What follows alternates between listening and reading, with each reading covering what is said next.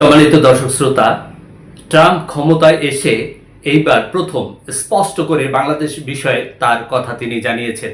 তিনি কি করতে চান বাংলাদেশের বিষয়, এবং আপনারা জানেন যে ভারত উতলা হয়ে গেছে যে বাংলাদেশের বিষয় তারা ট্রাম্পের কাছ থেকে কিছু শুনতে চায়, এবং ট্রাম্প এবার স্পষ্ট করে বলেছেন যে বাংলাদেশের বিষয়টা তিনি মোদির হাতে ছেড়ে দিবেন, এই কথা তিনি বলেছেন। আপনারা জানেন যে নরেন্দ্র মোদি ভারতের প্রধানমন্ত্রী, তিনি আমেরিকাতে গেছেন জনাব ট্রাম্পের সাথে মিটিং করার জন্য, এবং মিটিংয়ের এক পর্যায়ে তিনি ইন্ডিয়ার এক সাংবাদিক জনাব ট্রাম্পকে প্রশ্ন করেছেন বাংলাদেশের বিষয়ে। তখন তিনি এই কথা বলেন যে বাংলাদেশের বিষয়টা তিনি মিস্টার মোদির হাতে ছেড়ে দিবেন। আসলে এই কথায় আওয়ামী লীগের লোক যারা, তারা খুব খুশি হতে পারে, বাংলাদেশ বিরোধী যারা, তারা খুব খুশি হতে পারে। তবে দেখা যাক ভিতরে আসলে কি কথা, এই কথার সাথে কতটা বাস্তবতার মিল আছে আমরা সেটা দেখি। এখানে আসলে ট্রাম্প কি বলেছে সেটা একটু দেখি।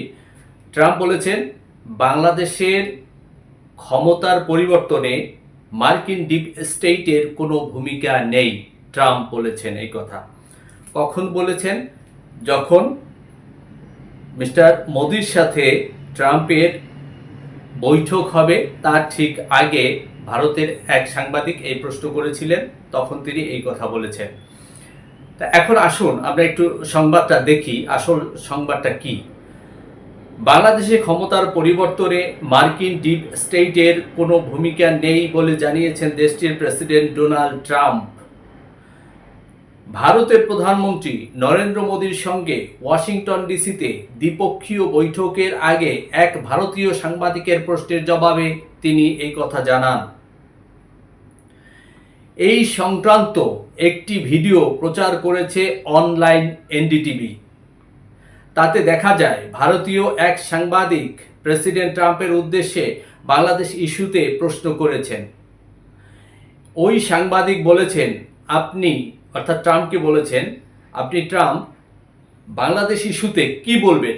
আমরা দেখেছি এটা স্পষ্ট যে সাবেক প্রেসিডেন্ট জো বাইডেনের সময় মার্কিন ডিপ স্টেট বাংলাদেশের ক্ষমতা পরিবর্তনের সঙ্গে যুক্ত ছিল।